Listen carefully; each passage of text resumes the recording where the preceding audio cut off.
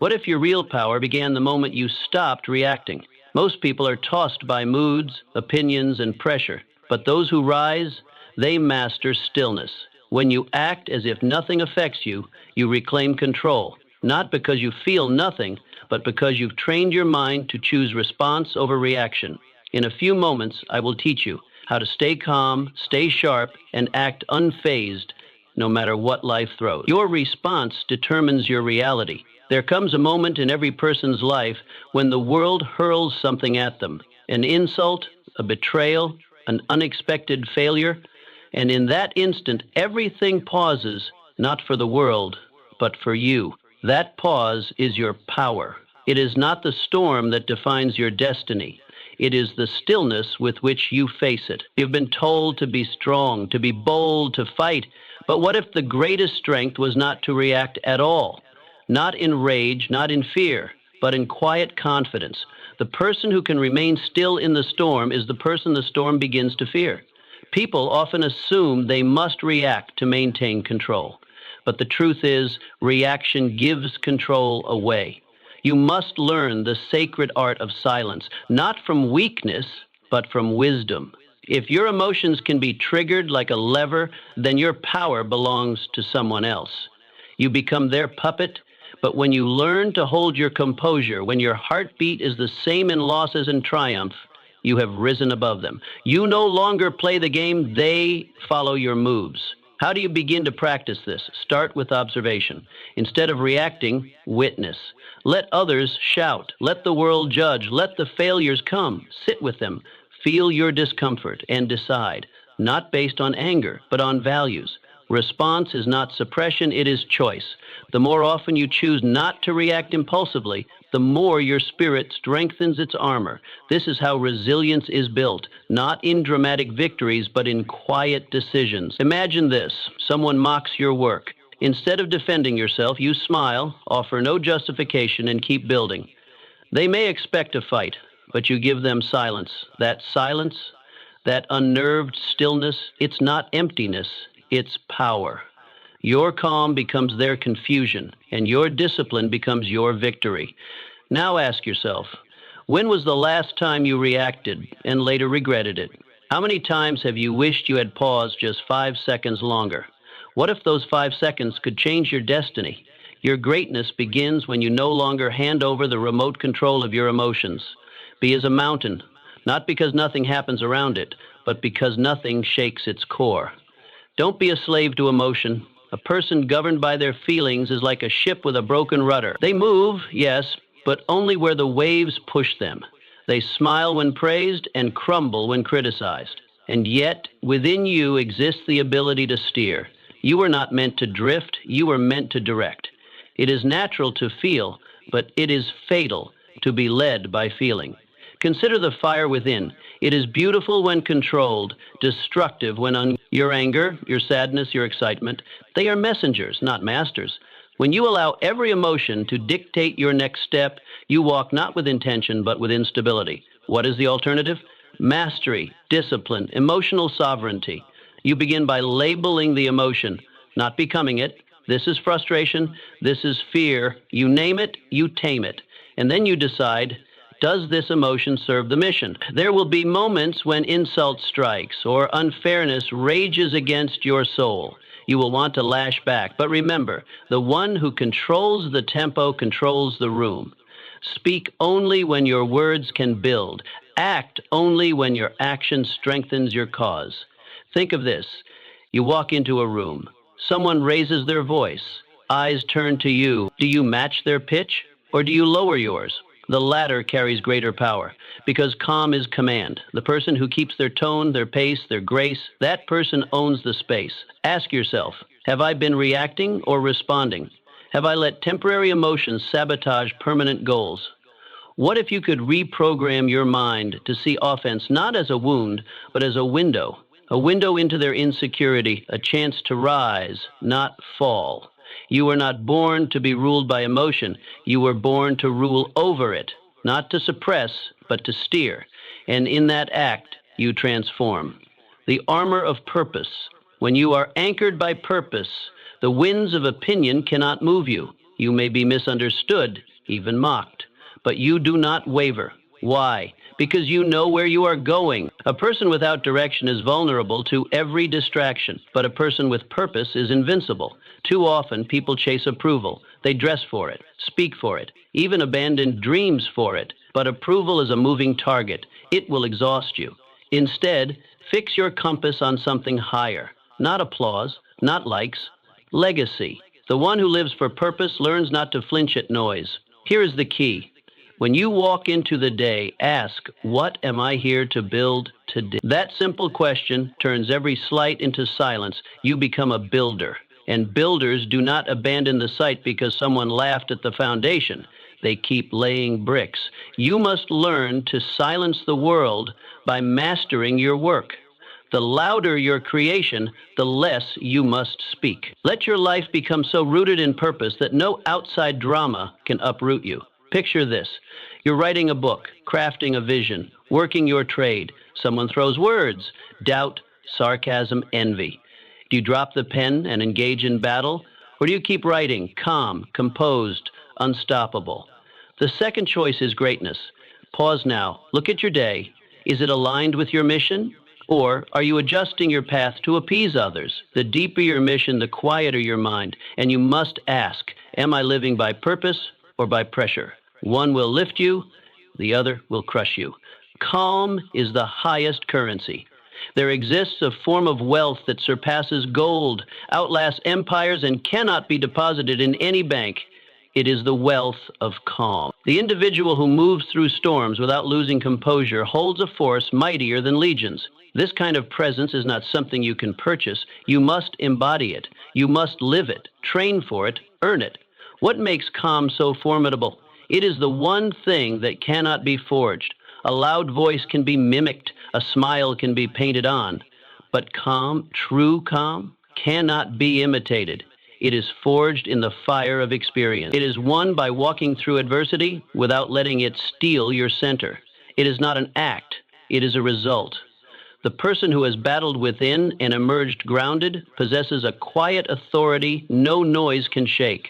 Think of calm as a rare currency. Use it with discernment. When someone insults you, when chaos erupts, when the unexpected shakes your plans, do not spend your calm recklessly. Hold it like treasure. Refuse to trade it for the cheap thrills of reaction. Preserve it, nurture it, allow it to mature. Calm, when invested wisely, becomes the foundation of influence, clarity, and endurance. Habits cultivate calm. Wake before the noise of the world begins. Breathe with depth and purpose. Walk beneath the open sky. Read words that stretch your mind. Reflect before the day demands your attention. Speak only when your words are needed. Listen not just to respond, but to understand. Choose your companions with care. Choose your companions with those who lift your thinking, not those who drain your life.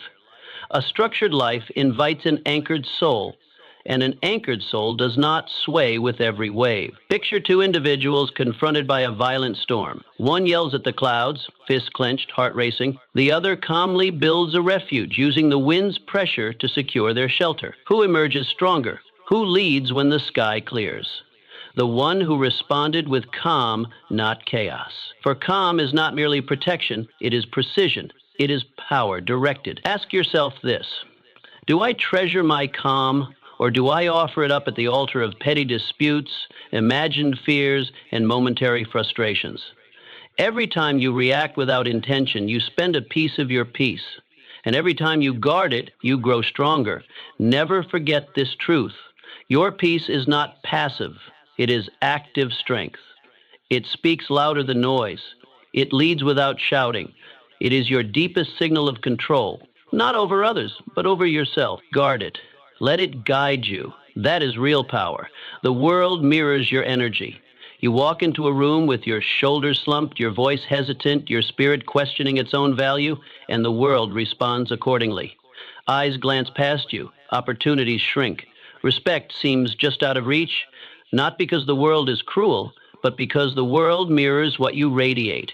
Walk into that same room with posture tall, breath calm, and presence grounded, and everything begins to change. Knows the law of reflection. Life does not show you what you deserve. It shows you what you broadcast. If your inner world is filled with confusion, chaos, or criticism, your outer world will begin to echo it.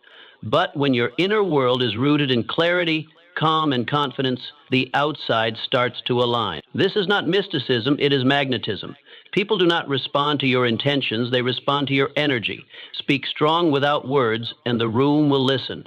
To influence your environment, you must first shape your presence, and presence begins with the voice inside your own mind. That voice must not be filled with hesitation or noise.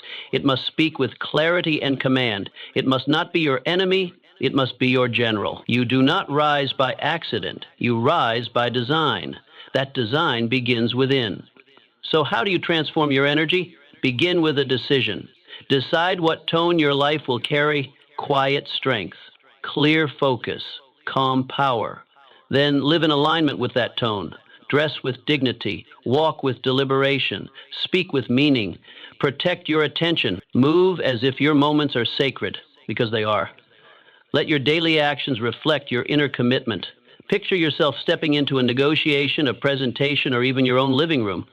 If you carry the energy of fear or doubt, it will be felt before any word leaves your mouth. But if you arrive with self-command and quiet certainty, you shift the entire dynamic. Confidence is not loud, it is composed. Ask yourself, what signal do I broadcast? Do I radiate fear or assurance, confusion or clarity? The world does not just hear your words, it reads your presence. Your presence is a frequency. It teaches people how to respond to you, how to value you, and how to treat you. Remember, you are always teaching others how to treat you, not by demanding it, but by demonstrating it. Your presence is your curriculum. Make it powerful. Make it intentional. Make it reflect not who you've been, but who you've decided to become. Power begins where ego ends. Ego is the loud voice in your head that demands recognition. It whispers in frustration, "They shouldn't treat me like that. They don't understand my value." It stirs restlessness within you, making every word from others feel like a challenge, every slight a war to win. But power, true power, does not bark or boast. Power whispers, "Let them talk. I am too focused to notice." The most dangerous threat to your growth is not failure, it is offense. Offense hijacks your attention. It tempts you to pause your mission so you can argue, explain, prove, defend. But every moment spent defending your image is a moment stolen from building your destiny. A person who wears pride on their sleeve becomes a prisoner to their feelings. They are not free. They are tethered, always reacting, never building. You must be careful with your pride. Not because pride is evil, but because it is expensive. It charges you the price of progress. Imagine pausing a masterpiece mid-brushstroke to argue with a passerby who doubts your talent. Foolish, isn't it? Yet that's what happens every time you interrupt your work to protect your ego. Pride demands to be heard. Purpose demands to be served. Begin with this truth. You are not your title. You are not your applause. You are not your critics. You are not even your past wins. You are the work, the vision, the process. You are the hours, the effort, the consistency. You are the person who shows up, rain or shine, building something that outlasts words. How does this change your life? It frees you. When someone underestimates you, you don't waste energy trying to make them see. You let your results speak. You don't prove yourself through reactions. You prove yourself through outcomes. Offense is a detour. Production is the highway. Stay on the path. Picture this. You're in a workshop. You suggest an idea. A colleague mocks it or ignores it. The old self may feel the sting. The ego may rise. But the powerful self smiles, not because it agrees, but because it knows that silence is often strategy. You keep your hands busy. You return later with results that shift the room, not by force, by proof. Ask yourself, am I more committed to being seen as right or to becoming truly effective? Would I rather spend my energy defending my pride or building something undeniable? Because here is the truth. People forget arguments. They remember achievement. The person who becomes unstoppable is not the one constantly seeking validation. It is the one who validates their vision with action. They move in silence. They build without broadcast. And when the work is done, they let the results echo. Your power is not found in how loudly you defend your ego. It is found in how quietly you put it aside to pick up the hammer and build. Build with focus. Build with patience. Build so well that your work becomes your voice. This is how you outgrow offense. This is how you rise above noise. This is how you lead without saying a word. Drop the ego. Pick up the mission. Silence is strategy. Words have power, yes, but silence is nuclear. It is the force most misunderstood, most underused, and most feared. People rush to fill silence with noise. They fear being misunderstood, underestimated, or forgotten. So they speak quickly, defend frequently, and explain endlessly. But those who master silence, they do not run from it. They wield it. To walk in silence with intention is to possess a power that cannot be argued with. It does not shout. It does not plead. It simply is. And its presence is undeniable. Silence, when chosen deliberately, speaks louder than any protest. It does not signal weakness, it signals control. You must learn to know the difference between necessary speech and emotional reaction. Speaking just to be heard is the currency of the uncertain. But those who are centered, those who are grounded, choose their words with care, and their silences with purpose. Silence is not about withdrawal. It is not passivity. It is not fear. It is restraint. And restraint is a discipline. It says, I am not moved by provocation. It says, I am not performing for your approval. It shows that you are not rushed, not panicked, not easily stirred. You are not interested in proving yourself with noise. You prove yourself with outcomes. Practice the pause, especially when you are challenged, especially when tension is high. Do not be so quick to defend. Do not be so eager to fill the gap. Let your stillness create tension. Let your calm unsettle the chaos. The pause, when intentional, creates presence. And presence commands far more than volume. Picture this: a heated meeting. Opinions clash. Voices rise. People fight to be the loudest. But there you are, still observing. You do not interrupt. You do not rush to respond. You study. You wait. And when the room finally exhales, then you speak. With clarity, with brevity, with command. And in that moment, your words pierce through the noise like a blade through fog. Not because you spoke much, but because you waited long enough to speak right. Ask yourself, do I speak out of reaction or out of wisdom? When I remain silent, am I avoiding or am I anchoring? The difference lies not in the act itself, but in the intent behind it. Silence can be fear, but it can also be force. When it is born from clarity, it becomes your sharpest edge. Silence is not emptiness, it is capacity. It is the room where thoughts sharpen, emotions settle, and wisdom forms. It is the space between impulse and action, and those who own that space own themselves. In a world that glorifies noise, be the one who wields silence like a scalpel. Speak when it matters, pause when it doesn't, and always remember, your silence teaches people how to listen. Your quiet presence becomes a signal not of absence, but of power. Used wisely, silence turns heads, calms storms, and shapes outcomes long before a single word is uttered. Strength is built in stillness. In the quiet moments, those early breaths of dawn before the world awakens, or the hush that follows a long, loud day, you meet yourself. Not the version of you that plays roles, meets demands, or chases deadlines, but the real you, the version beneath the noise. It is in these still spaces that strength is forged, not in frenzy, but in focus, not in applause, but in awareness. Power grows in the pause. It grows in those moments when you choose to be present instead of distracted, reflective instead of reactive. Most people fear these moments. They rush from silence to stimulation, terrified of what they might hear if the noise ever stops. But those who master the silence, they become unshakable. The world may reward noise, shouting for attention, scrambling for approval, but your vision, your clarity, your purpose, they demand stillness. Without stillness, your thoughts never finish forming, your fears never fully surface, and thus are never conquered. Your direction remains foggy. Only in solitude do your thoughts become clear, your values surface, your mission solidify. Train yourself to be alone without being lonely. This is not isolation, it is incubation. Use that solitude to ask yourself deep questions. Write what you think before others tell you what to think. Walk slowly, breathe deeply, and listen not to the world, but to your own wisdom. These moments are not empty. They are full of truth. They are your foundation. Do not fear solitude. Embrace it. Because it is in these moments that you are quietly constructing an inner fortress, brick by brick, that no chaos can breach.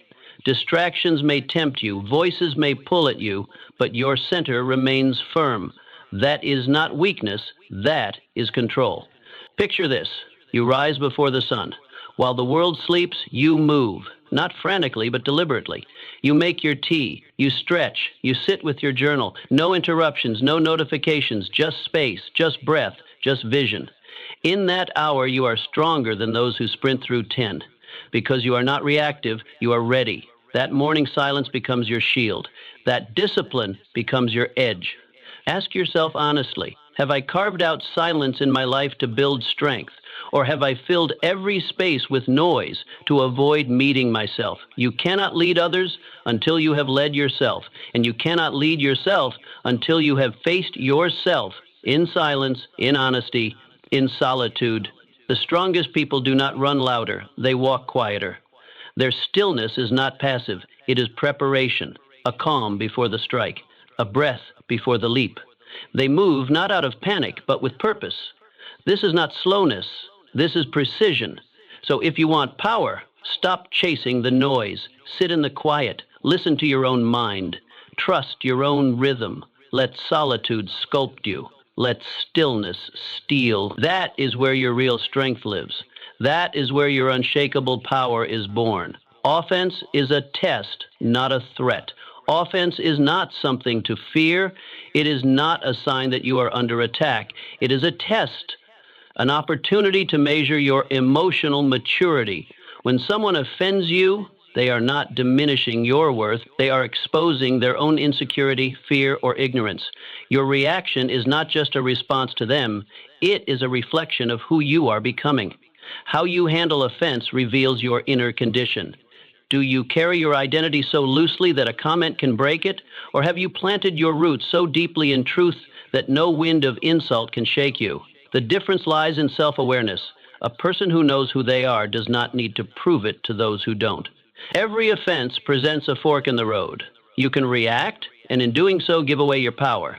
Or you can reflect, and in doing so deepen your wisdom. Reacting is easy. It is instinctive. But reflection requires discipline. It means pausing. It means looking beyond the words to see the weakness behind them. Most people who offend are not strong. They are wounded. Do not take on their wound. Rise above it. The person who offends you often wants a reaction. They want to feel powerful by pulling you into their chaos. Don't give them what they want. Give them silence. Give them stillness. And give yourself mastery. In your refusal to react, you reclaim control. That is power. One of the best ways to overcome offense